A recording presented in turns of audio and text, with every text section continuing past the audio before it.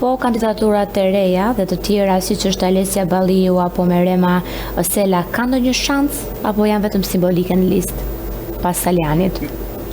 Në kushtet dhe në premisat mbi të cilat është ndërtuar përgatitja e një procesi të tillë, shanset për zonjat janë minimaliste.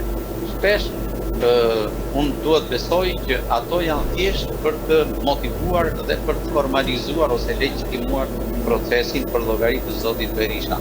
Por nuk janë komponentë që formalizojnë dhe legjitimojnë konkurimin brenda demokracisë që ka realisht Partia Demokratike. Në fakt nuk e ka. Tashmë ajo është e provuar katër sigurisht që është vetëm e